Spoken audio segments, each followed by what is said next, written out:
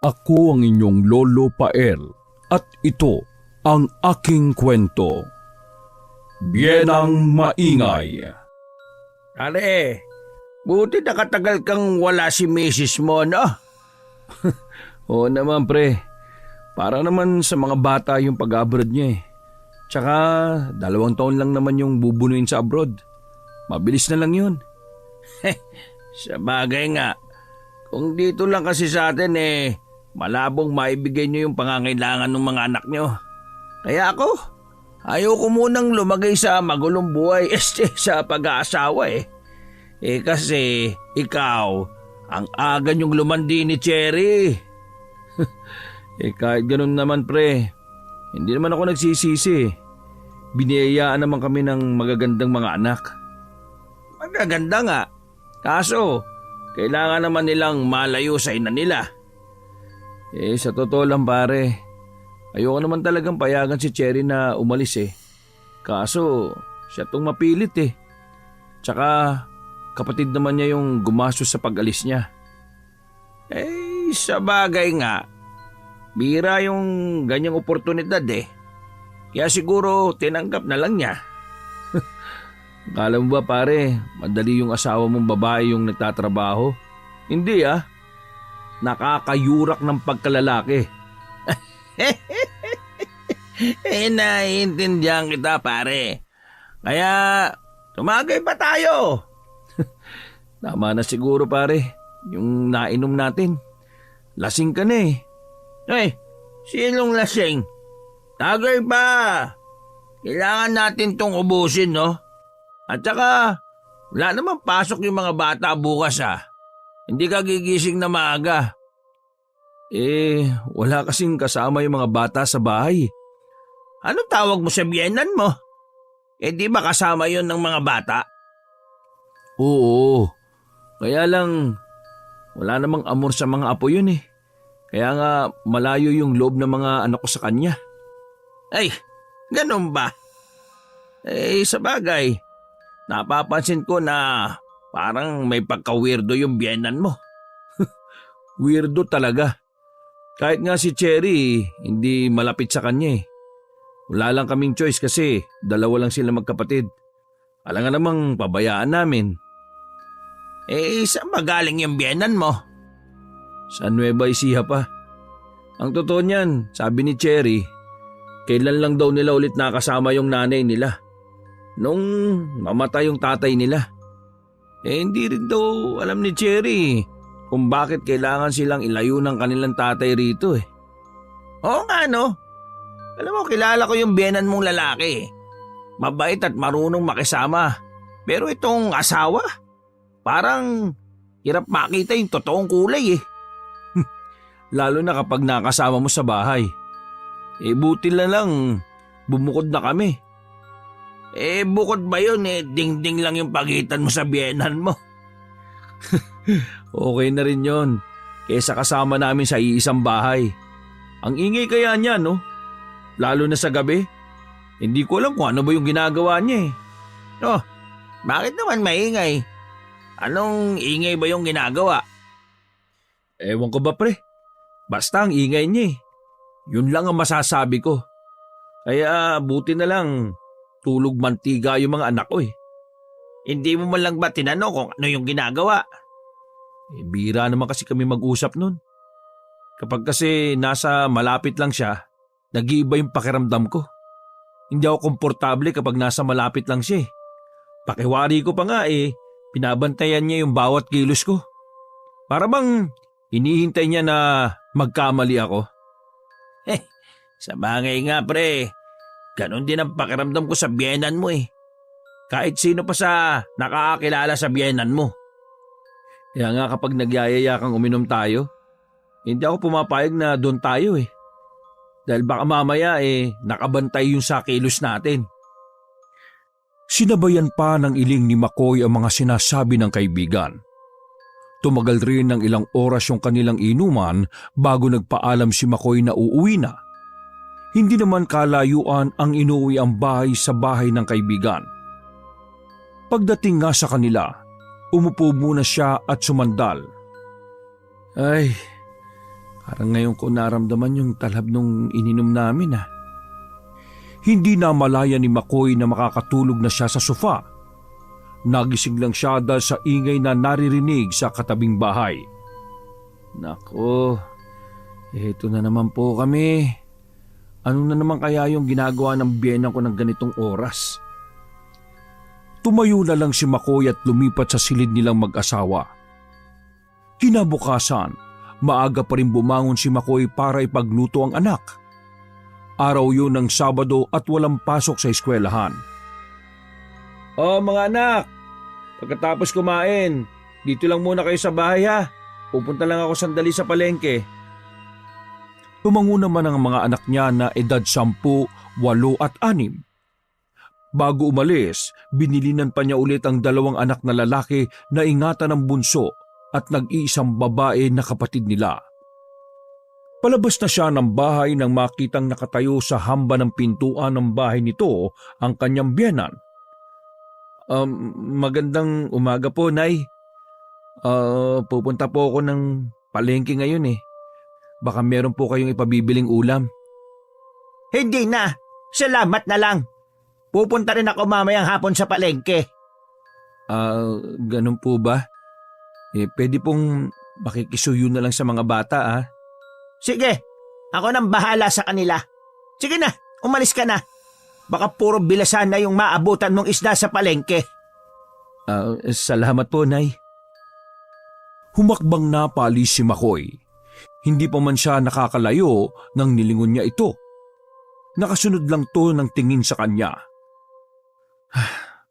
Para talagang may kakaiba sa biyenang kong yon. Naiiling pang bulong ni McCoy. Habang papunta nga sa sakayan ng tricycle, sakto namang si Tonyo yung nasa unahan ng pila. Uy, tamang-tama. Makakalibre ako. Ay, sige ba? Magkaibigan naman tayo eh. Hindi, biro lang. Baka wala ka pang buena mano eh. Pinakabiyahe na ako kanina. Inarkila kasi tong tricycle ko papunta sa kabilang barangay eh. Nagmamadali kasi yung pamilyang hinatid ko. Sinong pasaherong hinatid mo? Yung buong pamilya ni Ma'am Bert. Yung anak kasi noon na lalaki na pamilyado na, naghihingalo na daw. Teka, si Jomar ba yung tinutukoy mo? Wala nang iba. Ano daw ba yung nangyari? Hindi malinaw eh. Hindi kasi makausap na matino si Ma'am Bert. Pero sabi, wala naman daw sakit. Basta na lang daw nanghinat na aratay sa higaan eh. At ang sabi pa, baka daw kinulam. Ha? Sino naman yung gagawa nun? Sa pagkakatanda ko mabait naman yung si Jomar. Wala nga yung nakakaaway eh. Mabait naman talaga. Kaya lang, hindi na nagbago yung pagiging palikero niya. Kahit may asawa na kung sino-sino pa rin yung nililigawan. Ang ibig mo bang sabihin pinakulam siya ng asawa niya? Hindi. Kasi pinatawad naman siya ng asawa niya eh. Baka daw yung mga nakarelasyon, yun ang may gawa. Napatitig na lang si McCoy sa kaibigan. Maya-maya sumakay na siya sa loob ng tricycle nito papuntang palengke. Hanggang makauwi, laman pa rin ang isip ni McCoy yung nangyari kay Jomar. Hindi man sila naging magkaibigan nito, tuwing nagkakasalubong naman ay lagi siya nitong binabati. Nabalitaan na rin niya ng araw na yon na binawian na ng buhay ang lalaki. Sa bahay ng mga magulang nito ibinurol ang mga labi. Buti, dito ibinurol. Makakapunta ako para makilamay. Kinagabihan, pumunta siya ng bahay ng mga magulang nito. Marami ng tao sa burol. Naroon na rin si Tonyo na abala sa panonood sa mga nagsusugal. Nang makita siya nito, kumuway muna ito bago siya nilapitan. Oh, kanina ka pa dito? Kararating ko lang din. Napasulyap si McCoy sa kabaong ng namatay. Sarado yon na tanging larawan lamang ng lalaki yung nasa ibabaw ng puting kabaong. Oh, bakit nakasara yung kabaong? Sabi, grabe daw yung nangyari sa katawan eh.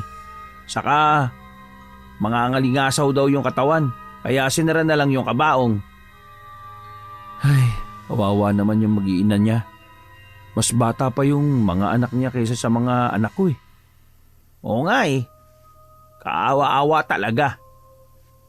Sinamahan muna ni Tonyo ang kaibigan sa mga magulang at asawa ng namatay bago sila naghanap ng maupuan.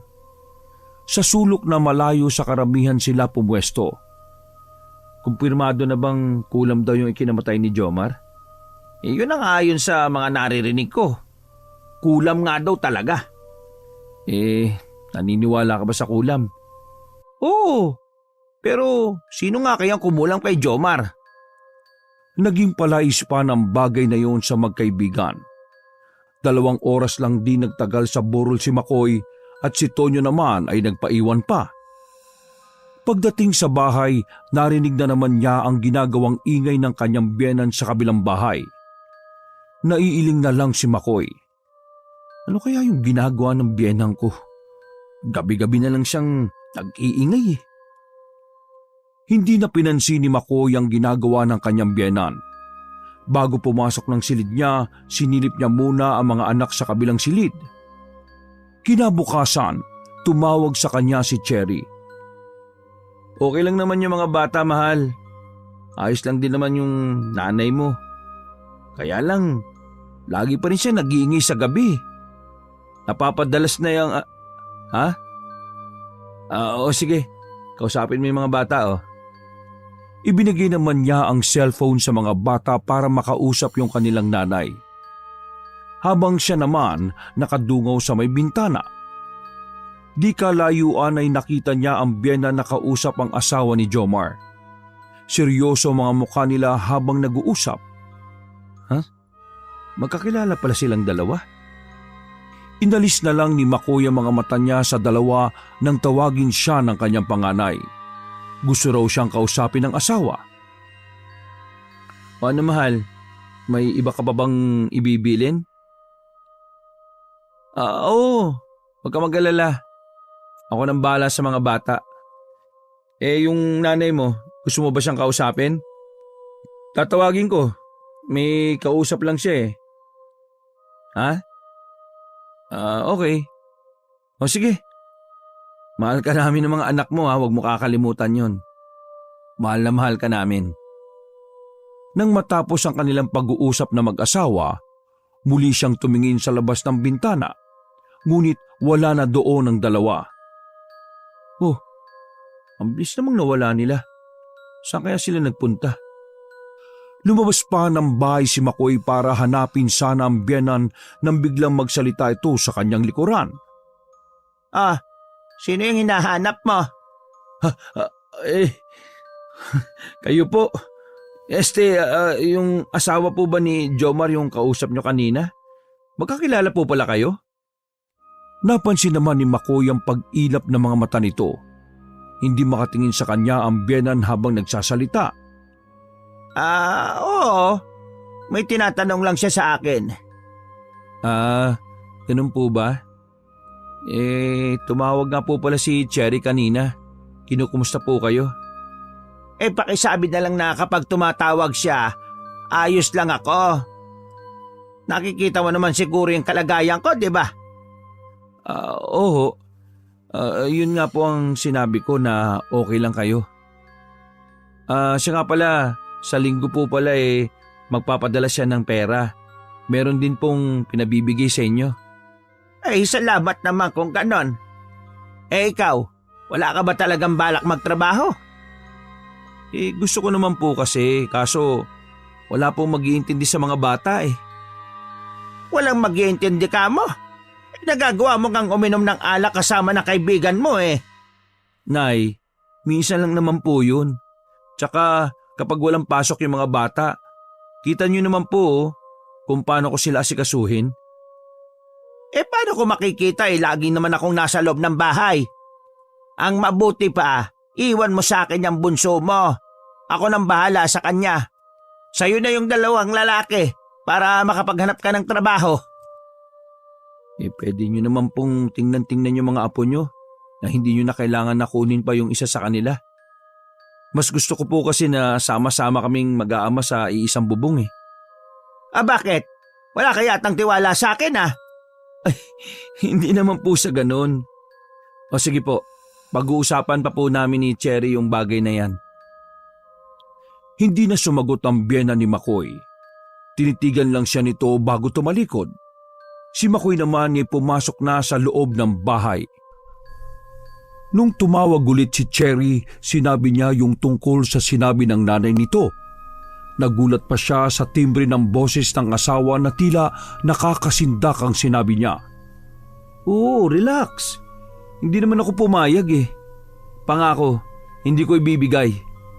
Ba't nga ba parang nagpanik dyan? Ano? Seryoso ka ba? Hindi. Hindi ganun kadali yung gusto mo mangyari, no? Okay, sige. Titignan ko kung ano yung magagawa ko. Matagal nang tapos ang kanilang pag-uusap. Ngunit nakatitig pa rin si Makoy sa cellphone. May kakaiba siyang nararamdaman sa reaksyon ng asawa. Hindi naman ito masabi yung tunay na dahilan. Nang hapon, dinala niya muna ang mga anak sa bahay ng tatay niya. Mas malapit kasi ang mga bata sa kanilang lolo dahil malambing at mabait ang ama niya sa mga ito. Malapit rin ang bahay ni Tonyo sa bahay ng kanyang ama, kaya naisipan na rin niyang dalawin ng kaibigan nang makita ang nakaparadang tricycle nito sa tapat ng bahay. Sakto namang lumabas to ng bahay na may dalang tasa ng kape. Oh, pre! Nandiyan ka pala. Oo, dinala ko yung mga bata kay Itay eh. Nung isang araw pa sila nagyayaya rito eh. Malapit talaga sila sa lolo nila, no? Sa bagay, mabait naman talaga yung tatay mo kumpara sa biyenan mo. Isa pa nga yung biyenan ko na gumugulo sa isipan ko ngayon eh. Oh, bakit? Anong ginawa? Gusto niya kasing kunin yung bunso ko para daw makapaghanap ako ng trabaho. Ayun, binanggit ko nga kay Cherry yung sinabi ng nanay niya. Kaso sabi niya, wag na wag daw akong papayag. Gusto pa nga ni Cherry maghanap ako ng ibang malilipatan naming mag-aama. Ha? Bakit kaya? Hindi naman niya ipinaliwanag nung tumawag ako kung ano yung dahilan niya. Anong desisyon mo? Gusto ko din naman siyempre magtrabaho kaso sino mag-aasikaso sa mga bata? Buti kung malalaki na yung mga yan. Yung sinabi ni Cherry na humanap ka na lang ng malilipatan. Ewan ko. Naguguluhan nga ako sa sinabi niyang yun eh. Kailangan ko munang malaman yung dahilan niya. Ang hirap din kaya maghanap ng bahay na malilipatan. Oo nga eh. Maiba pala ako pre. Ngayon na yung libing ni Jomar eh. Hindi daw gagawing 5 araw yung burol. Ha? Bakit? Kagabi kasi, biglang umalingaso yung amoy ng katawan. Kahit saradong-sarado pa yung kabaong ha. Grabe nga yung nangyari kagabi. Pati nga ako hanggang ngayon hindi makakain. Lagi kong naalala yung nangyari kagabi. Parang dumikit sa butas ng ilong ko yung baho. Buti hindi ka nagpunta kagabi. Kung hindi, pareho na tayong hindi makakakain at nahihilo hanggang ngayon. Wala talaga akong balak pumunta kagabi kasi hinihintay ko nga ulit yung tawag ni Cherry. Mamaya nga sana ako pupunta eh. Kaso balita ko, maraming sumakit ang tiyan eh. Ganun katindi yung nangyari? Oo. Kahit nga ako parang babaliktad yung sikmura ko eh. Maghapon lang ako nagkape. Aba, baka magkasakit ka naman yan kung di ka kakain. Pinipilit ko naman pre kaso hindi pa talaga kaya eh. Okay sige. Maiba ako. Alam mo bang nakita ko yung asawa ni Jomar na kausap yung benang ko? Ha? Talaga? Kailan mo nakita? Kanina lang. Nagulat nga ako nung makita ko na magkakilala pala sila. Hindi naman naglalabas yung biyenan ko sa lungga niya. Sabi pa nga ng biyenan ko may tinatanong lang daw sa kanya yung asawa ni Jomar. Alam mo pre, habang tumatagal pasama ng pasama yung kutob ko dyan sa biyenan mong yan. Parang may mali sa kanya eh. Malamang alam ng asawa mo yung tinatago ng biyenan mo. Yung napapansin ko lang naman sa kanya yung ginagawa niyang ingay sa gabi. Lalo na nitong mga huli. Madalas nga nagigising ako sa hating gabi. Hindi pa rin siya tapos sa kung anong ginagawa niya. Bakit hindi mo alamin kung ano yung tinatago ng biyenan mo? Pinag-iisipan ko nga yan, pre. Kaso, hindi naman umaalis ng bahay yun. Kung umalis man, saglit lang. Paano ako makakapuslit sa bahay niya? Oo nga no, mahirap nga yan. At saka, iniisip ko din yung sinabi niya na maghanap daw ako ng trabaho. Medyo tinamaan kasi ako sa sinabi niya. Takto, wag mong dibdibin yung sinabi ng biyenan mo. Ang importante yung kayong mag-asawa, yung nakakaintindihan sa setup ninyo. Makakapagtrabaho ka pa naman kapag nakauwi na si Cherry dito sa Pilipinas. Oo, sa bagay nga. Tsaka sabi naman ni Cherry, huwag ko nga daw pansinin yung sinabi ng nanay niya. Yun naman pala teka pre, gusto mo nga pala ba ng kape? Ay, hindi na. Nagkape na ako sa bahay. Alam mo namang isang beses lang ako nagkakape sa buong maghapon. Sinadya talaga ni McCoy na magdala ng mga damit nilang mag-aama dahil plano nilang dun matulog sa bahay ng kanyang ama. Sinamantala na rin niya yun para makipag-inuman sa kaibigan. Madalas naman na silang dalawa lang ang magkaharap pagdating sa alak. Aba, malang ikaw pa ngayon ang nagyayang uminom Madalas kasi ikaw yung taya Kaya ako naman ngayon. At saka, baka ito muna yung last na iinom tayo ha. Bakit naman? Paano kasi, pati itong pag-iinom natin nasisilip ng biyenang ko. Ayoko naman na makarating kay Cherry. Baka mamaya may kasama pang paninira yon. At saka ayokong pumasok sa utak ng asawa ko na habang nagpapakahirap siya sa ibang bansa ako naman nagpapakasarap naman sa pag-inom ng alak dito. Ay, grabe naman. Sundin mo kaya yung sabi sa'yo ng asawa mo. Manap ka na lang na malilipatang bahay. Yung malayo dyan sa biyenan mo. Hindi naman ganun kadali yun. Ano yung bahay namin? Ako nagpundar nun. Tsaka, lupa ko yung kinatitirikan ng bahay ng biyenan ko. Dapat, siya yung umalis dun. Di baka mo, wala namang ibang mapupuntahan niyang biyenan mo kundi kayo lang. Oo nga, yun nga Isa pa nga yun Tsaka, alam mo pare, kahit nasa loob lang kami ng bahay namin, pakiwari ko mayroong nagmamasid sa bawat kilos ko Ganun yung pakiramdam ko. Pakiramdam mo lang yun dahil katabi mo lang yung bahay ng biyenan mo. Hindi. At saka, palaisipan sa akin kung bakit niya gustong kunin yung bunso ko. Wala naman siyang kaamor-amor sa mga bata Ay nako, wag na nga natin pag-usapan yung biyenan mo. Ano naman ang pag-uusapan natin? Di tungkol lang dyan kay Jomar. Putya pre, patay na yung tao Gusto mo pang pag-usapan? Baka bumangon yun, tapos silahin niyang paa mo habang natutulog ka. Eto naman hindi na mabiro. Pero sa totoo lang ano kaya yung dahilan kung bakit biglang nangalingasaw yung amoy ng bangkay niya? Baka hindi maayos yung pagkakaimbalsa mo. O di kaya kulang sa formalin. Parang sobra naman kasi yung amoy. Teka nga lang Tawag ng kalikasan. Sandali. Nagmamadaling tumayo si Tonyo at nagtungo sa likurang bahagi ng bahay nito. Sa may puno ng sampalok siya nagbawas. Pabalik na siya nang mapansin ng isang bulto ng taong nakatayo sa di kalayuan. Nakaitim yun na may belo ng itim na nakalagay sa ulo. Nang titigan yun ng binata, isang matandang babae pala yun. Aalisan na sana ito ng tingin ni Tonyo pero biglang binundol na matinding kaba ang kanyang dibdib. Napapalunok pa na sinulyapan niyang muli yung matandang babae at pagtingin niya sa mukha nito, gayon na lang yung sindak niya.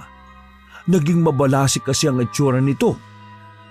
Kapapanood pa lang niya ng horror movie nung nakaraang gabi, kaya pakiwari niya yung matandang aswang na pinapanood niya ay yung matandang tinitingnan niya ng mga sandaling yon. Isang malakas na sigaw ang pinakawalan ni Tonyo sabay karipas ng takbo.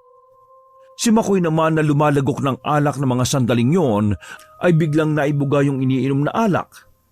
Nang makarinig ng malakas na sigaw ang kaibigan, napatingin pa siya sa direksyon na tinungo nito. Takot na takot itong tumakbo palapit sa kanya. "Oh, anong nangyari sa iyo? Bakit ka sumisigaw?" May matandang babae doon, tol. "Ha? Matandang babae? Sumigaw ka na ng ganyan?" Hindi lang siya basta matanda. Nakakatakot yung hilatsan ng pagmumukha niya eh. "Hindi kaya lasing ka na?" Hindi pa ako lasing. Sigurado ako sa nakita ko. Doon siya oh. Kahit tingnan mo pa. Sinamahan nga ni Makoy ang kaibigan. Pagdating nila doon, wala naman yung matandang babaeng sinasabi nito. "Oh, wala naman ah. Lasing ka na nga." Hindi, sigurado ako pre. Diyan siya nakatayo kanina eh. "Hindi kaya namalikmata ka lang? Baka guni-guni mo lang yung nakita mo." Sigurado ako sa nakita ko. Iba yung kilabot ko nung magtama yung mga mata namin kanina. "Ang mabuti pa tapusin na natin yung iniinom natin." Inakay na ni Makoy ang kaibigan na bumalik na sila. Tahimik naman itong sumusunod. Lumingon pa ito sa kinatatayuan kanina ng matandang babae. Nang bumalik sila sa kanilang mesa, nawala na rin sa isip ni Tonyo yung nakita. Hanggang matapos na sila sa kanilang iniinom. Nagpaalam na rin si Makoy na uuwi na sa bahay ng kanyang ama. Bukas na lang ulit pre ha. Bukas pa naman ng hapon kami uuwi ng mga bata eh. O sige pre. Ako na yung bahala sa mga ligpitin dito. Medyo pasuray-suray pa ang lakad ni Makoy papuntang bahay ng kanyang ama. Papasok na sana siya nang biglang may lumitaw na itim na pusa sa kanyang tabi. Napaigtag pa siya sa gula. Ay pusang gala. Akala ko kung ano ni. Akala ko matandang babae na katulad ng nakita ni Tonyo. Teka. Malas to makakita ng pusang itim eh. Binugaw ni Makoy yung itim na pusa hanggang umalis yun. Nang hindi na mahagip ng paningin ng hayop, saka siya pumasok sa loob ng bahay. Sa sofa na lang siya nahiga at maya-maya pa ay naghihilik na siya. Kinabukasan, pagkatapos mag-almusal ng mga anak ni Makoy, ipinagpaalam ng kanyang ama na isasama lang ang mga ito sa pamamasyal. Agad naman siyang pumayag. Nagbilin lang siya na uuwi na rin sila sa hapon. Ako na lang yung mag-aatid sa mga apo ko sa bahay niyo mamaya. Baka kasi hapunin na kami sa pamamasyal eh. Ayaw ba talaga sumama? Ay, hindi na po tay. Kayo na lang pong bahala sa apo nyo. Okay, sige. Alis na kami. O mga apo, magpaalam na kayo sa tatay nyo. Isa-isa namang humalik sa pisngi niya ang mga anak. Tinanaw pa niya ang paglayo ng mga ito. Habang sakay ng segunda manong sasakyan ng nakababatang kapatid na binata pa. Abala siya sa pagtanaw sa sasakyan nang dumating si Tonyo. Oh pre, saan sila pupunta? Papasya lang ni Utol at tatay yung mga bata. Ba't hindi ka sumama? Tatawag kasi si Cherry. Nag-message kanina. Ganun ba? O paano? Alis muna ako. Kailangan mag-aanap buhay eh. Mamamasada lang ako. O sige pre, uwi na rin ako sa bahay. Doon na lang ako maghihintay ng tawag ng asawa ko. Sige, ingat ka. Tumango pa si Tonyo sa kanya bago nito pinasibat ang tricycle. Si Makoy naman ay pumasok muli sa bahay ng kanyang ama para ayusin ang mga gamit ng mga anak. Ilang sandali pa, umalis na rin siya. Malapit na siya sa kanilang bahay nang makita ang asawa ni Jomar na galing ng bahay ng biyenan. Agad siyang nagtago sa tambakan ng mga lumang gamit sa tabi para hindi siya makita nito. Dinig pa niya ang pagbabanta nito sa kanyang biyenan na mabubunyag ang lihim nito. Ha? Lihim? Ano kaya yun? Bakit matindi ang galit ng babaeng yun sa biyenan ko? Mga katanungang naiwan sa kanyang isipan. Lalo pang naging komplikado ang lahat nang tumawag ang asawa sa kanya at gusto nito ay mag-usap sila malayo sa bahay nila. Baka raw marinig ng nanay nito. Mabuti na lang nakita niya yung biyena na umalis sa bahay. Kaya sinabi niya na hindi maririnig ang kanilang pag-uusap. Ano ba kasi yun? Pwede ba huminahon ka? Hindi tayo magkakaintindihan yan eh. Nakinig lang si McCoy sa sinasabi ng asawa sa kabilang linya. Nang sasabihin na nito ang tungkol sa nanay nito nang biglang naputol ang linya. Hello? Hello? Cherry? Nandiyan ka pa ba? Oh, bakit naputol? Nakatitig pa si McCoy sa cellphone na hawak nang biglang may nagsalita sa kanyang likuran. Ang anak ko ba yung kausap mo? Oo. Si Cherry nga po. O anong sabi? Naputol po yung pag-uusap namin eh. Oh, akala ko ba umalis kayo? Umalis nga ako. Alam mo naman hindi ako nagtatagal sa labas ng bahay eh. Hindi na nakaimik pa si McCoy. Ang biyena naman niya ay pumasok na rin sa bahay nito. Hanggang maihatid ang mga anak ni McCoy ay hindi na muling tumawag si Cherry sa kanya. Baka nakalimutan na. Nahihiwagaan talaga ako sa gusto niyang sabihin. Maaga na niyang pinatulog ang mga anak dahil may pasok pa nga ito sa eskwela kinabukasan. Siya naman nanood muna ng TV sa sala. Dahil nalilibang sa panonood, hindi na niya namalaya ng oras. Nang patayin niya yung TV, saka naman niya narinig ang ingay na ginagawa ng biyenan sa kabilang bahay. Ano ba talaga kasing ginagawa niya? Gabi-gabi na lang. Walang nagawa kundi bumuntong hininga na lang si McCoy bago pumasok sa kanyang silid.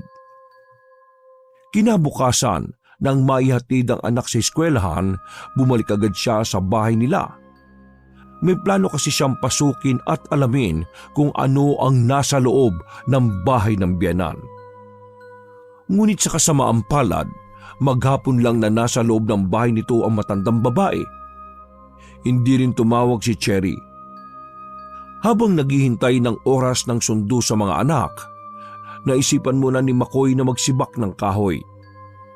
Nasa kalagitnaan na siya nang maramdaman na may nakatingin sa kanya. Paglingon niya ay nakatayo sa kanyang likuran ng biyenan. Ay, kayo pala. May kailangan po kayo? Itatanong ko lang sana kung ano yung desisyon mo sa sinabi ko. Tungkol po dun sa bunso kong anak. Pasensya na po pero pareho kaming hindi payag ni Cherry. Ano ba yung ipinag-aalala niyo? Hindi ko naman dadalhin sa malayo yung bata. Nandito lang naman yung bahay ko. Araw-araw mo namang makikita yung anak mo. Mas gusto ko nga pong ako yung nag-aalaga sa anak ko eh. Gaya nga na sabi nyo, nandyan lang yung bahay nyo. Kung gusto nyo pong makita yung mga apo nyo, edi malaya po kayong magawa yung bagay na yun. Pwede kayong pumunta sa bahay namin para makita yung mga apo nyo. Hindi mo naiintindihan eh. Matanda na ako. Yung gusto ko sana, yung nasa tabi ko, yung apo ko. At saka, ayaw mo nun, makakapagtrabaho ka. Hindi mo na kailangang intindihin yung anak mo. Yung dalawang lalaki naman kaya na nila yung mga sarili nila. 2 taon na lang naman po eh. Tapos na yung kontrata ni Cherry sa amo niya sa abroad. Pag uwi niya po, ako naman yung magtatrabaho. Talaga bang ipinagdadamot mo yung apo ko sa akin? Alam niyo pong hindi yan totoo. Kayo po yung malayo yung loob sa mga anak ko eh. Ay sige, tama na. Ayoko nang marinig yung mga sasabihin mo. Gusto pa sanang sumagot ni McCoy pero binirahan na siya nito ng alis. Naiilang na lang siya sa inasal ng biyenan. Bakit bang hirap niyang paliwanagan? Kaya siguro hindi siya makasundo ng mga anak eh. Ipinagpatuloy na lang ni Makoy ang ginagawa. Nang matapos, yung pagsundo naman sa mga anak ang kanyang inasikaso. Nang gabi rin yun, tumawag si Cherry. Sinabi nito na masyadong abala ito kaya hindi agad nakatawag. Binanggit rin nito na hindi ito matatahimik hanggat hindi sila nakakalipat.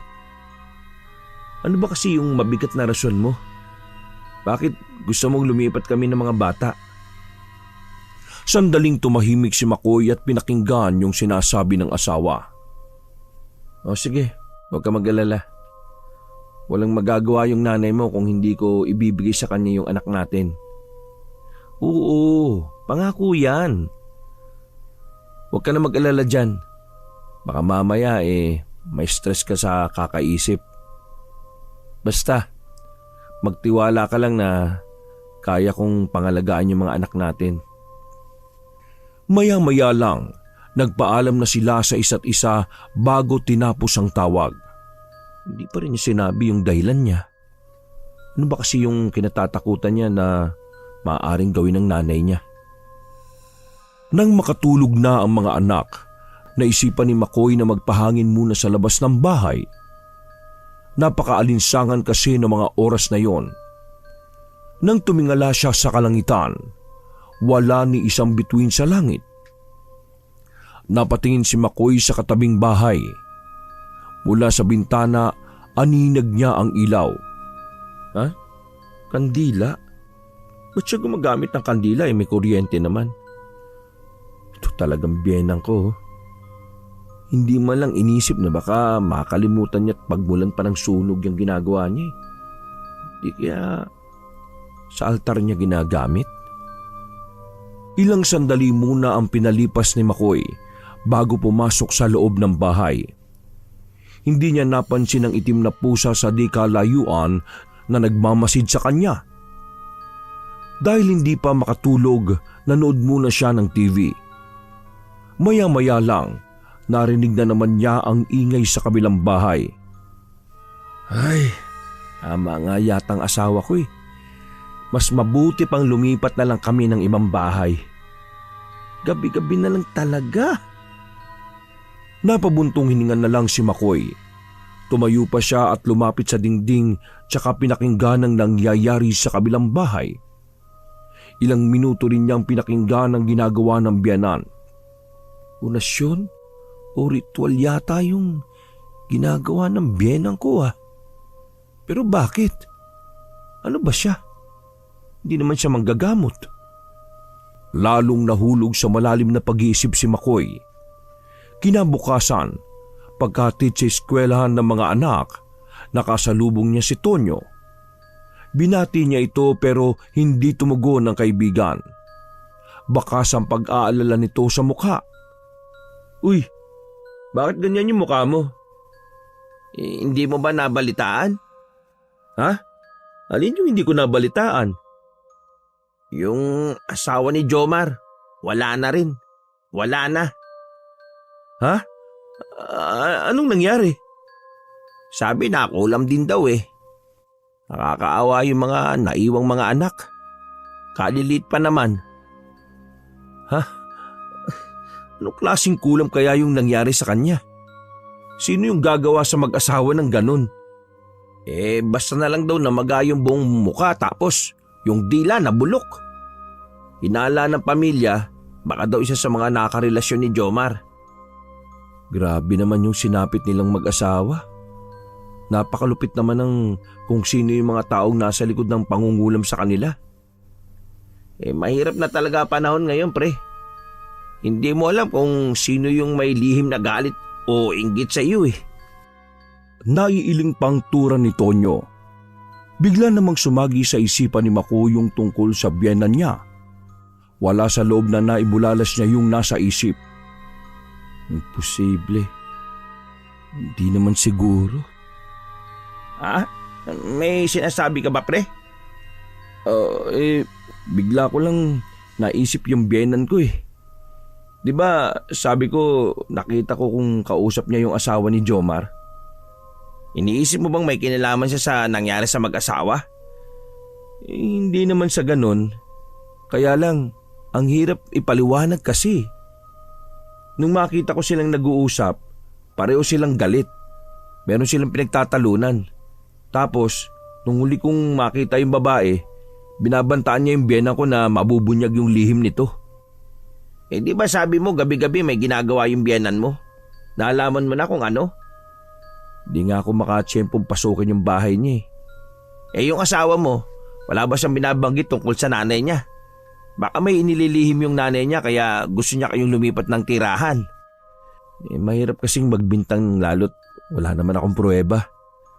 Kailangan ko munang alamin ang totoo. Di sige pre, pero mag-iingat ka ha. Tinanguan lang ni Makoy ang kaibigan. Maya-maya pa, umuwi na rin siya. Naabutan niya pa ang biyena na nasa labas ng bahay nito. Nabalitaan niya po ba yung nangyari sa asawa ni Jomar? Wala akong nababalitaan. Ano ba yung nangyari sa kanya? Wala na ho siya. Patay na ho. Ang sabi, kinulam daw katulad nung asawa. Ha? Ganun ba? Napakasama nung gumawa nun sa mag-asawa. Ni hindi na naawa sa mga anak Baka may masama silang ginawa kaya pinarusahan sila. May masama man silang ginawa, hindi pa rin tamang kumitil ng buhay. Bueno, wala na tayong magagawa pa. Patay na sila At saka, wala naman akong pakialam sa kanila. Hindi po ba kilala niyo yung asawa ni Jomar? Oo, kilala ko nga. Pero hindi ibig sabihin nun may pakialam na ako sa nangyayari sa kanila. O sige na, kung wala ka nang sasabihin, may gagawin pa ako sa loob ng bahay ko. Teka lang po. May itatanong lang po sana ako sa inyo Ano yan? Sabihin mo na kagad. Ano po ba yung ginagawa nyo gabi-gabi at maingay po kayo sa bahay ninyo? Kung ano man yung naririnig mo, huwag mo na lang pansinin. Kayo nga hindi ko pinakikialaman Tinalikuran na siya ng kanyang biyanan. Naiilang na lang si Makoy sa inasal nito. Hindi daw nangingialam. Anong tawag niya sa pangingialam na wala akong trabaho? Pumasok na rin si Makoy sa bahay niya. Inabala na lang yung sarili sa gawaing bahay. Ang hirap talaga kapag nasa bahay lang. Nakakainip kapag wala kang gagawin, no? Nang sumunod na araw, sem break na ng kanyang mga anak sa eskwela. Nilambing siya ng mga ito na doon muna sila sa kanilang lolo. O siya, sige. Pero magpakabait kayo doon ha. Huwag kayong pasaway. Sabay-sabay naman na sumagot ng opo ang tatlong mga bata. Tuwang-tuwa rin ng mga ito na napapatalumpa. Palabas na sila ng bahay, dala ang mga gamit nang lumabas bigla ang biyena ni Makoy. Saan mo dadalhin yung mga bata? Sa bahay lang po ni tatay. 2 linggo po kasing walang pasok yung mga bata kaya dun muna sila. Dadalhin mo yung mga bata sa bahay ng tatay mo para makalibre ka sa pag-aalaga, ganun ba? Hindi po ganun ang intensyon ko. Gusto ko lang pong samantalahin na bakasyon para makasama nila yung lolo at tiyuhin nila. Total naman pinapaako mo na sa iba yung pag-aalaga sa mga anak mo. Bakit hindi ka nalang magtrabaho? Nay naman, ayan na naman po kayo Huwag niyo po sanang laging ipamumuka sa akin yung kawalan ko ng trabaho. Bago pa po mag-abroad si Cherry, naitaguyod ko na ng maayos yung pamilya ko. Nabibigay ko naman yung gusto nila. At higit sa lahat, nabigyan ko sila ng maayos na bahay. Kaya nga po may sarili kayong bahay ngayon, no? Abay, sinusumbatan mo ba ako dahil sa bahay na tinitirhan ko? Kung gusto mo lamunin mo na. Nay, yung sa akin lang naman po, digilan nyo na yung pagpapamukha sa akin na wala akong trabaho. Kaya pinamumukha mo rin sa akin yung pagtira ko sa bahay na yan. Huwag po sana tayong magtalo sa harap ng mga anak ko, pwede? Saka na po tayo mag-usap, ihatid ko na po yung mga bata. Mabilis na tinalikuran na ni Makoy at ng mga bata ang matandang babae bago pa ito may masabi. Kung lilingon lang sana si Makoy, nakita sana niya ang nanlilisik at nagbabantang tingin ng kanyang biyenan habang tinatanaw sila palayo.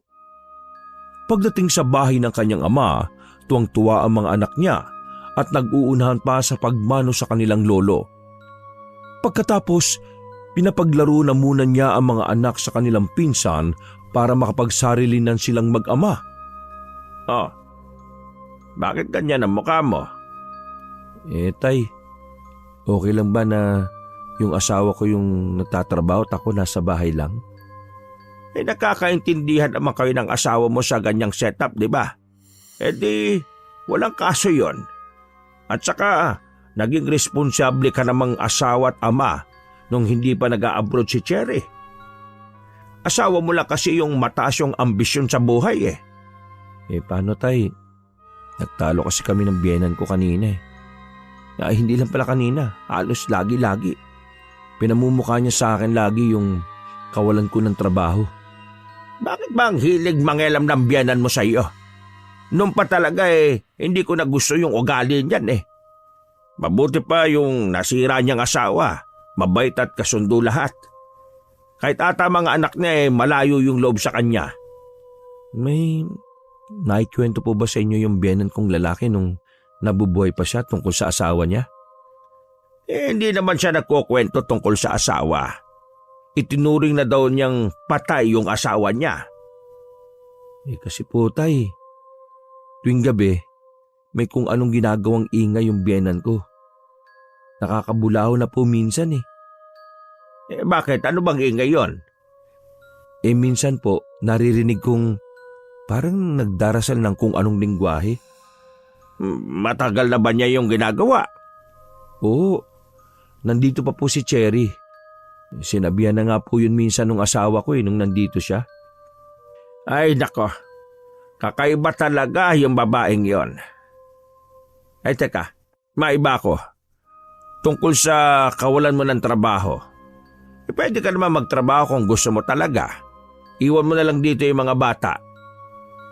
Mas gusto po kasi ni Cherry yung ako mismo yung nag-aalaga at tumitingin sa mga bata tay. Pero kapag po tumawag, sige, babanggitin ko rin sa kanya.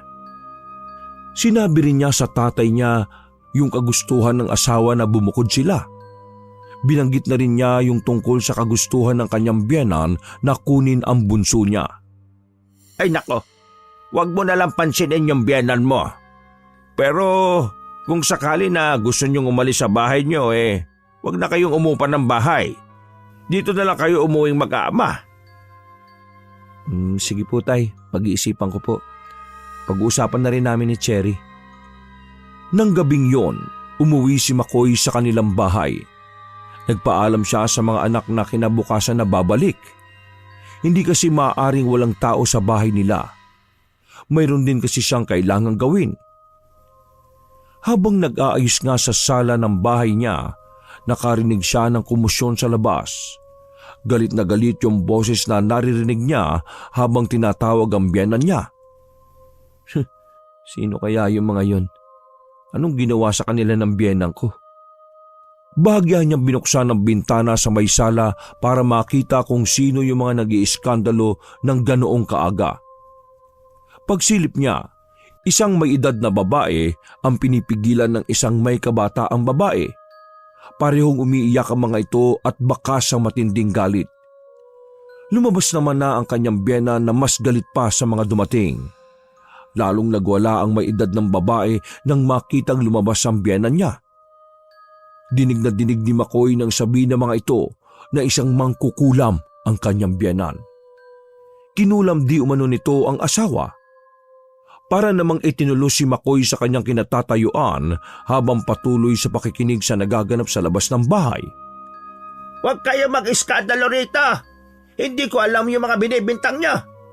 Kapag hindi pa kayo umalis, magpapatawag ako ng mga tanod! Hindi naman nagpatinag ang mga ito. Lalo pa silang nagwala at kung ano-ano pa yung mga binibitiwang salita ng mga ito sa biyenan ni McCoy. Tumagal din ng halos 30 minutos bago umalis ang mga taong sumugod sa kanyang biyenan. Totoo kaya yung ibinibintang nila sa biyenan ko? Yun ba yung ginagawa niya tuwing gabi? Samut-sari ang laman ng isip ni McCoy na mga sandaling yon. Nawalan na rin tuloy siya ng ganang gumawa sa bahay niya. Kailangan kong makausap si Cherry. Siya lang ang makakasagot sa lahat ng tanong ko. Agad siyang nagtipa sa kanyang cellphone. Kahit hindi man mabasa agad ng asawa ang mensahe niya. Mabatid lang nito na gusto niya tong makausap ng masinsinan. Hindi ako matatahimik lalo na ngayon kapag hindi ko malalaman yung totoo. Lumapit si McCoy sa may bintana at sumilip. Nakita niyang paalis ang biyenan niya. Biglang kumabog na mabilis ang kanyang dibdib nang maisip na pasukin ang bahay nito habang wala ito. Hindi naman siguro ako mahuhuli. Bahala na. Lumabas siya ng bahay. Palingalinga pa siya sa kanyang paligid. Nang matiyak na walang tao, dali-dali niyang kinuha ng duplicate key. Hindi yun alam ng biyenan niya. Siya kasi ang inutusan nito na bumili ng padlock. Wala itong kalam-alam na kinuha niya ang isang susi. Wala naman akong balak magnakaw eh. May gusto lang talaga akong malaman. Nang makapasok sa loob ng bahay, bumungad agad sa kanya ang isang maliit na altar. Maraming kandila ang nakasindi na may iba't ibang kulay at laki. Nanunot din sa kanyang ilong ang pinaghalong kandila at herbal. Inilibot pa ni McCoy ang kanyang paningin sa buong paligid. Wala ni isang gamit ang naroon maliban sa munting altar. Humakbang siya palapit doon. Nakita niya ang isang napakapangit na marusing na manika. Mayroon din mga iba't ibang laki ng karayom. May mga maliliit pang mga garapon na ang laman ay mga iba't ibang insekto. Mayroon ding itim na aklat. Nang buklatin niya, hindi naman niya maunawaan ang mga nakasulat. Agad na rin niyang binitiwan yon. Noon lang din niya napansin ang mga kandila sa sahig. Nakapaikot yon at walang sindi. Para saan ang mga ito? Gamit ba ito sa pangungulam? Pakiramdam ni McCoy nang lalaki ang kanyang ulo sa revelasyon na yon na kanyang natuklasan. Kailangan ko nang umalis. Baka dumating na yung biyenan ko. Akbang-hakbang na siya sa may pintuan nang may mapansin siya sa altar. Mga larawan ni Jomar at ang asawa nito. May iba pang larawan na naroon na hindi niya kilala. Napansin rin niya ang ilang garapon sa may istante na malapit sa altar, na may mga nakalagay na mga buhok. Kaninong mga buhok to? Bakit may tulo na kandilang lahat ng larawan? Lalong nadagdagan ng takot ni McCoy sa mga nakikita. Nang makarinig ng mga kaluskos na wala sa tinitingnan ng kanyang atensyon, napatitik siya sa itim na pusa na biglang lumabas sa kusina ng bahay. Ay, tinakot mo ko doon, Muning ah. Akala ko kung ano ni. Alaga ka ba ng biyenan ko? Nakatitig lang sa kanya ang pusa. Maya-maya, naisipan na ni McCoy ang lumabas ng bahay na yon. Nasa loob siya ng bahay niya nang makarinig ng ugong na paparating na tricycle. Pagsilip niya, ang biyenan niya na nga ang sakay noon. Mukhang galing sa palengke ito dahil sa mga dalang ulam. Lagi siya nagmamadali sa pag-uwi. Dahil kaya nag-aalala siya na may pumasok sa bahay niya at matuklasan ng mga tinatago niya. Biglang napatras si McCoy sa tabi ng bintana nang biglang lumingon ng biyenan. Hindi naman niya siguro ako nakita. Pilit na pinapakalma ni McCoy ang kanyang pang kumakabog na dibdib. Bago dumilim ay umalis na rin siya sa bahay niya. Gustuin man niyang doon matulog, parang hindi na naman siya matatahimik dahil sa nakita sa bahay ng biyenan niya. Malapit na siya sa bahay ng kanyang ama nang tumawag ang asawa. Agad naman niyang sinagot yon. Tinanong nito kung ano ba yung mahalagang itatanong niya. Tumigil muna sa paglalakad si McCoy para makapag-usap sila ng maayos. Kasi gusto ko lang malaman kung ano yung itinatago ng nanay mo. Pumasok ako sa bahay niya kanina eh. Ano yung nasa altar na nakita ko? May mga larawan pa't manika.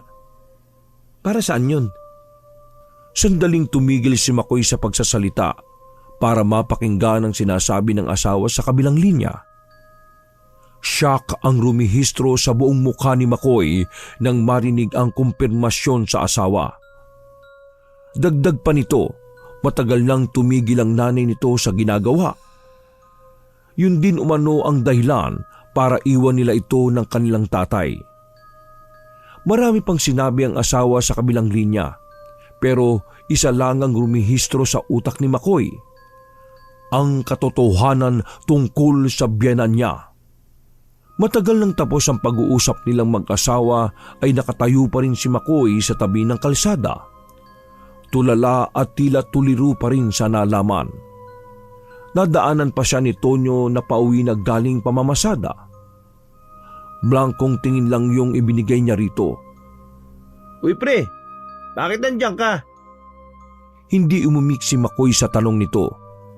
Tinitigan pa siya nitong maigi bago natatawang nagsalita. Alam mo pre, para kang bangag. Ano bang nangyari sa'yo? Ano ba't tinira mo, katol? Ha? Wala pre. Uuwi ka na ba? Pwede bang sumakay? Para kasing nanginginig yung mga tuhod ko eh. Tiningnan naman siya na may pagtatakaan ng kaibigan dahil abot tanaw na lang naman ang bahay ng tatay nito. Katunayan, ilang hakbang na lang ay naroon na siya sa kanila. Napapakamot pa ito sa ulo habang pinagmamasdan ng pagsakay niya sa tricycle. Pre, mamaya inom tayo ah. Mukhang mabigat yung dinadala mo eh. Ako na sagot. Malaki naman ang kinita ko ngayon eh. Tanging tango lang ang itinugon ni Makoy sa kaibigan. Sa tapat mismo ng pintuan ng bahay ng kanyang ama, ibinaba siya ni Tonyo. Salamat pre ha. O sige, mamaya na lang. Huwag ka maglala pre. Mamaya lusaw na yung anuman niyang pinagdadaanan mo. Kapag uminom tayo. Tumango lang uli si Makoy sa kaibigan bago pumasok sa loob ng bahay. Nang salubungin siya ng mga anak ng yakap, kahit papaano ay naibsan ng takot sa kanyang dibdib. Naisip niya kailangan niyang magpakatatag para sa kanila. Kung hindi pa kumatok si Tonyo, hindi pa maaalala ni Makoy na nagyayaya nga pala ang kaibigan na uminom sila. Susunod na lang ako pre. Patutulugin ko lang yung mga bata. Okay sige. Bibili pa naman ako ng ihaw-ihaw sa kanto para pulutan natin eh. Nang umalis ang kaibigan, pinuntahan muna ni Makoy ang mga anak sa silid. Naglalaro pa ang mga ito. Hayaan mo muna silang maglaro. Maaga pa naman eh. Ako nang bahalang magpatulog sa kanila. O sige po tay. Punta lang po ako kina Tonyo ha. Tinanguan lang siya ng ama. Lumabas na siya ng bahay at nagtungo sa maliit na mesang inihanda ng kaibigan. Nasa ibabaw na rin ang isang bote ng alak. Umupo muna siya sa plastik na upuan habang hinihintay ang kaibigan. Maya-maya dumating na rin ito. Oh, kanina ka pa ba rito? Ngayon lang. Oh, ang dami mo namang biniling pulutan. Minsan lang naman tayo magpulutan ng ganito eh. Madalas puro tigpipisong titsirya at mani yung pulutan natin, di ba? Purgang-purga na ako dun eh. Natawa lang si Makoy sa pakengkong na sagot ng kaibigan. Mukhang okay ka na. Hindi ka tulad kanina. Nabigla lang ako sa nalaman ko kanina. Oh, bakit? Ano bang nalaman mo? Hindi ko alam pre kung paano ko sisimulan. Okay sige, mamaya na. Teka, may iba muna ako. Baka makakalimutan ko pang banggitin sa iyo eh. Yun nga palang biyenan mo, nakasalubong ko, ngayon lang. Grabe ang sama ng tingin niya sa akin. Parang manlalamon. Nako pre, iwasan mo siya hanggat maaari. Ha? Bakit naman? Tungkol sa kanya yung natuklasan ko eh. Nalaman mo na yung lihim niya? Mabagal na tumango si Makoy habang binabalikan sa isip ang mga nakita sa bahay ng biyenan. Nakakilabot pre.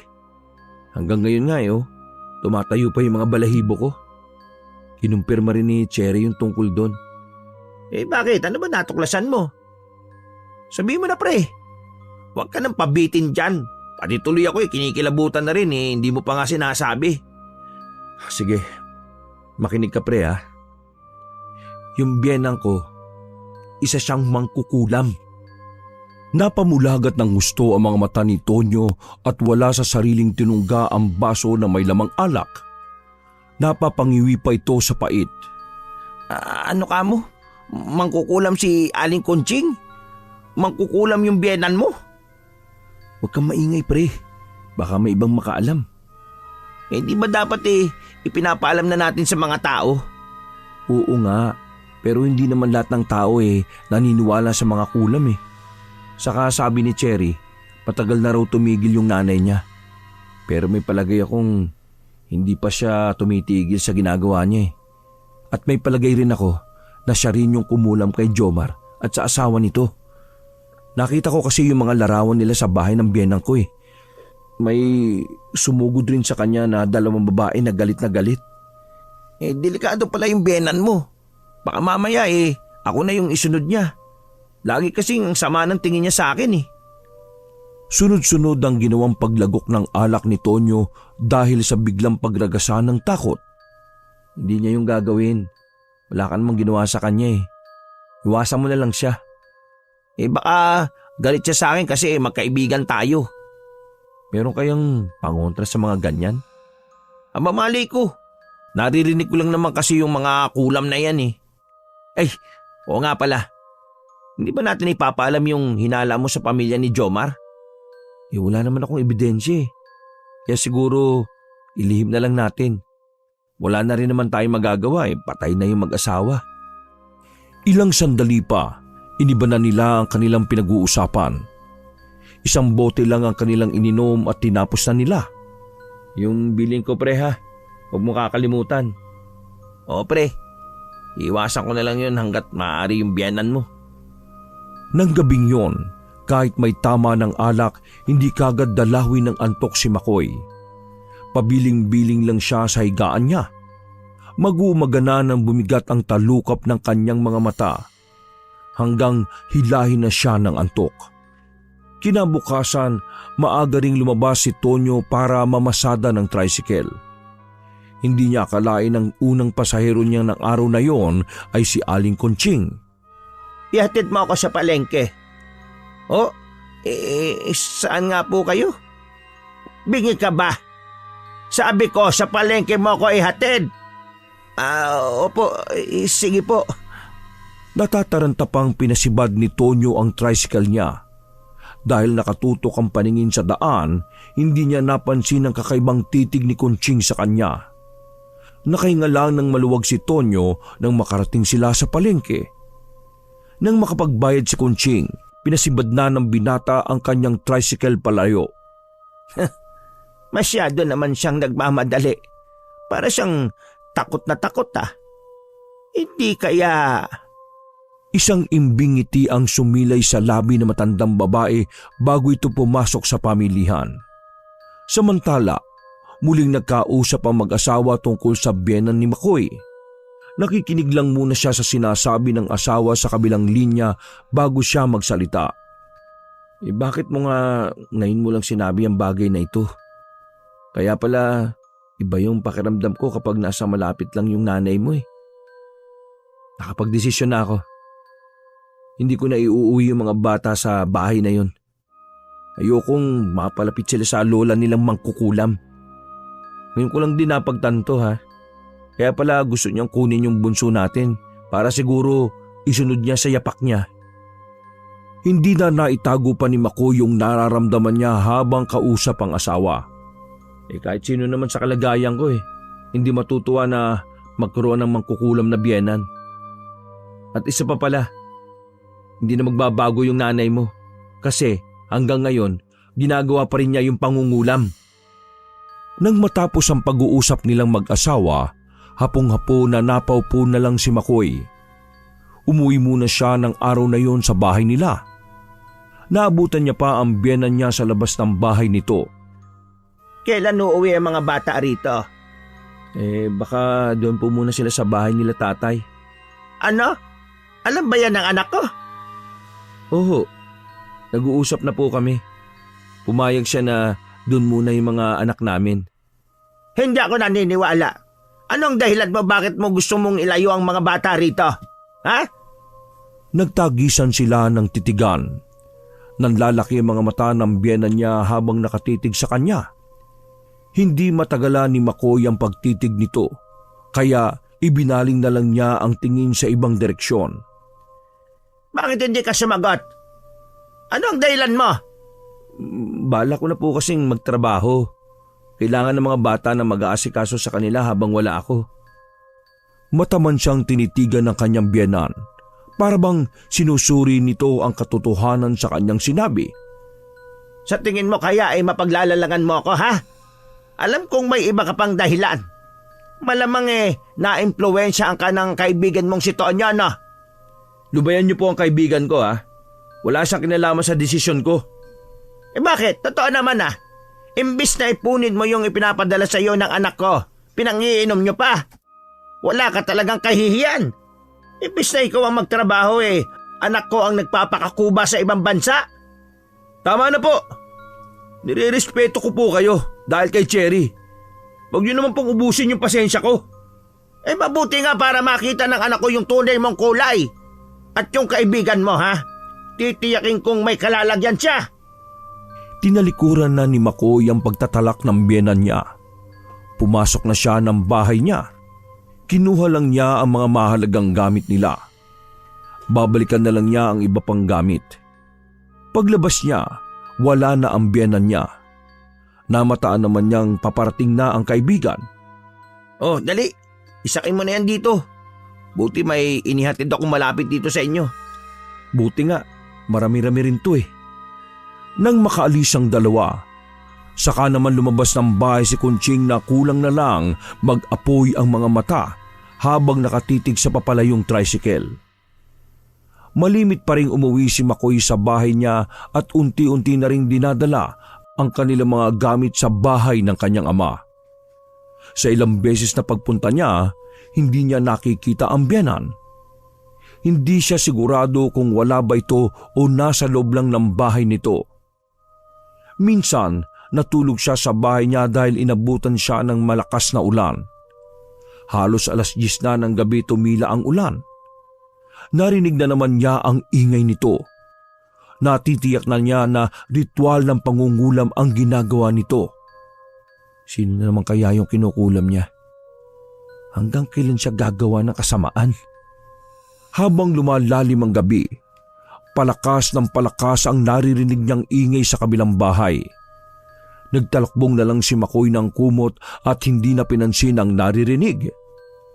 Kinabukasan, hindi pa nagliliwanag ay umalis na siya ng bahay. Simula nang lumipat silang mag-ama sa bahay ng kanyang tatay, pakiramdam ni Makoy na wala ang mabigat na bagay na nakadagan sa kanya. Ilang araw na ring napapansin niya na hindi namamasada ang kaibigan. Lagi niya kasing nakikita ang tricycle nito na nasa garahe lang. Naisipan niyang puntahan ito pagkahatid niya sa mga bata sa eskwelahan. Ganun na lang ang gulat niya nang makita ang kalagayan nito. Oh, pre, ano nangyari sa'yo? Bakit ka nagkaganyan? Hindi ko nga alam, pre. Basta pagising ko, masama na yung pakiramdam ko. Akala ko tatrangkasuhin lang ako Kaya uminom ako ng gamot. Pero parang lalo pang lumala Pinagmasdan pa ni Makoy ang mga butlig sa buong katawan nito. Pumipintig-pintig pa yon at may nana sa loob. Malaki na rin ang ibinagsak ng katawan nito. Mabuti pa, pre. Dali na kita sa ospital. Hindi doktor ang kailangan ko, pre. Sabi ng mga magulang ko baka nakulam ako. Sinusundo na nila yung magaling na manggagamot na kakilala nila. Sana dumating na sila. Ayoko pa mamatay, pre. Ayoko pa mamatay. Walang masamang mangyayari sa'yo, pre. Wala. Manalig ka lang. Malalampasan mo rin yan. Tingin ko pre yung biyenan mo yung may gawa nito eh. Siya lang ang may matinding galit sa akin eh. Yan din ang palagay ko. Sige, pupuntahan ko siya ngayon. Hindi ako papayag na itulad kanya sa mga naging biktima niya. Magbabayad siya ng mahal. Bago pa nakapagsalita si Tonyo, mabilis nang tumalikod si Makoy. Kinabahan naman siya sa maaring gawin ng kaibigan sa biyenan nito. Galit na sinugod ni Makoy ang bahay ng biyenan niya. Halos mawasak na ang pinto nito ngunit hindi man lang siya pinagbuksan. Lumabas ka dyan! Harapin mo ako! Huwag mong idamay ang kaibigan ko! Wala siyang ginagawang masama sa iyo ah! Kung matapang ka, lumabas ka! Ako ang gantihan mo! Di ba sa akin ka galit? Sinipa pa ni Makoy ang pintuan sa sobrang galit na nararamdaman. Maya-maya umalis na rin siya. Binalikan niya ang kaibigan. Lalong lumala ang kalagayan nito. Pati mukha ay tinubuan na rin ng mga butlig na may nana. Para tuloy gusto niyang sisihin ang sarili kung bakit lumala ang kalagayan nito. Kaya mo yan pare. Huwag kang susuko. Tandaan mo, hindi nagtatagumpay ang kasamaan. Ngumiti lang sa kanya ang kaibigan. Pati pagsasalita ay naapektuhan na rin ng kakaibang sakit na dumapo rito. Pinalabas muna sila ng manggagamot. Sabi nito, masyadong malakas ang kumulam rito. Pero lahat daw ay gagawin niya. Kapag daw hindi nakuha sa pakiusapan ng mangkukulam rito, ibabalik daw nito ang kulam sa taong yon. Habang naghihintay sa labas, dumating din ang kanyang ama. Niyaya niya itong lumabas sila ng bahay para hindi marinig ng mga magulang ni Tonyo ang kanyang sasabihin. Kumusta anak si Tonyo? Ayun po, ginagamot pa po siya ng manggagamot. Kinulam nga kaya siya gaya ng sinabi ng kanyang mga magulang? Totoo po. At kilala ko rin kung sino yung kumulam sa kanya. Ha?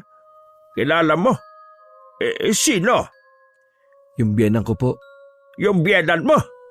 Mangkukulam yung babaeng yon? Tama po yung narinig niyo, Tay. Kailan ko lang din po nalaman eh. Siya rin po yung kumulam kay Jomar at sa asawa nito. Inamin na rin sa akin ni Cherry.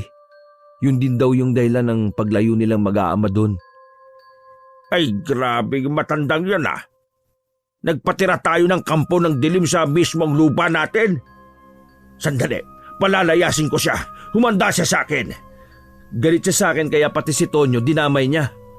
Kailangan natin paalisin yung babaeng yun sa lupa natin. Bumalik na lang siya sa pinanggalingan niya. Baka po kaya lalong lumala si Tonyo kasi sinugod ko siya kanina. Mabuti pa pong hintayin muna natin bumuti si Tonyo bago tayo gumawa ng hakbang laban dun sa kanya. Hindi umimik ang ama ni Makoy, pero kita sa anyo nito ang tinitimping matinding galit. Buong magdamag na ginamot ng manggagamot si Tonyo. Walang tigil ang ginagawa nitong orasyon para labanan ang kulam sa binata. Para itong nakikipagdigma sa hindi nakikitang kalaban. Hindi rin natulog si Makoy. Nanatili siyang nasa tabi ng kaibigan hanggang bumuti na ang lagay nito.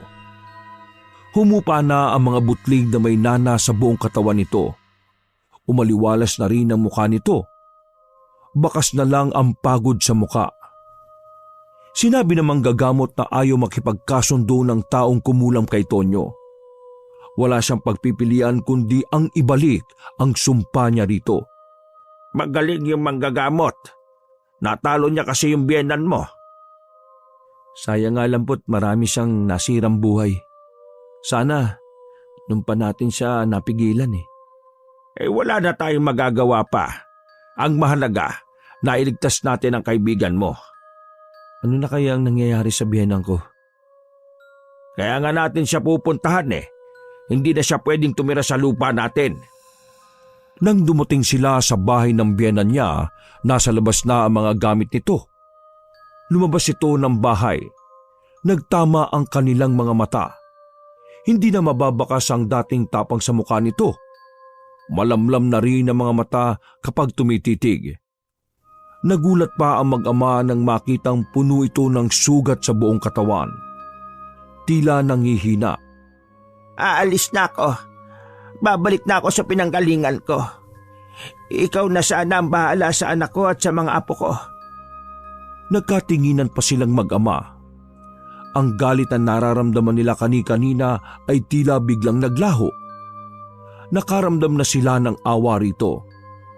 Batid kasi ni Makoy na wala ng ibang makakasama ito kapag bumalik ito sa probinsyang pinanggalingan niya. Hindi ako hihingi ng kapatawaran sa mga ginawa ko dahil alam kong walang kapatawaran yon. Ako rin ang kumulam kay Jomar sa utos ng kanyang asawa. Dala ng sobrang selos kaya niya yun nagawa. Nagsisisi siya ngunit tuli na ang lahat. Kinulam ko siya kasi pinagbantaan niya kung ipagkakalat ang lihim ko. Walang masabi ang mag-ama sa pagtatapat ng biyenan niya. Nang humakbang ito paalis, tingin dito ni Makoy ay lalong tumanda ang itsura. Lumipas pa ang mga araw. Tuluyan nang bumalik ang lakas ni Tonyo. Kasalukuyan silang nag-uusap nito. Kinwento kasi ni Makoy ang nangyari sa biyenan at ang pag-amin nito. Ngayon alam na nating siya pala talaga yung kumulam sa mag-asawa. Hindi na naawa kahit man lang dun sa anak eh. Wala talagang puso yung biyenan mo. Alam mo pare, may bahagi sa akin na nalulungkot pa rin. Alam ko kasing mag-isa na lang yung biyenan ko eh. Eh paano kung bigla siyang nawala? Nako, bagay lang yun sa kanya. Parusa na yun. Sa dami ba naman ng kinulam niya eh. Hindi siya dapat kinakaawaan. Yung kawawa, yung mga biktima niya. Sa bagay nga, tama ka dyan pre. Alam ko na matindi ang galit mo sa kanya, kaya hindi ko sasabihin na patawarin mo siya. Pero ako, sa kabila ng mga ginawa niya, gusto ko pa rin siyang patawarin eh. Siya pa rin kasi yung nanay ng asawa ko at lola ng mga anak ko. Hindi ko na yung mababago pa. Ang bait mo talaga pre. Sa ating dalawa, ikaw yung may pinakamalambot na puso at mahaba yung pasensya. Kaya nga, natagalan mo yung ugali ng biyenan mo eh. Kailangan eh. Gaya nga ng sabi ko eh, nanay siya ng asawa ko at lola ng mga bata. Kaya ikaw pre, kapag nag-asawa ka, kilatisin mo rin yung magiging biyenan mo. Nako, wala na akong balak mag-asawa. Nakakatakot kasi. Baka mamaya mangkukulam din yung mahanap kong biyenan. Napuno ng tawanan ng kwentuhan nilang magkaibigan. Hindi na rin bumalik sa dati nilang bahay si Makoy. Naisipan na rin niya na paupahan ang bahay niya at bahay ng kanyang biyenan. Nanatili na lang sila sa bahay ng kanyang ama habang hinihintay ang pagbalik ng asawa. Ang asawa naman niya at kapatid nito na nasa ibang bansa rin ay maluwag na tinanggap na maaaring hindi na nila makita pa ang kanilang ina. Kahit kasi sila, hindi matanggap na isang mangkukulam ang ina nila. Hanggang sa kasalukuyan, wala na silang naging balita pa kay Aling Kunching. Wakas!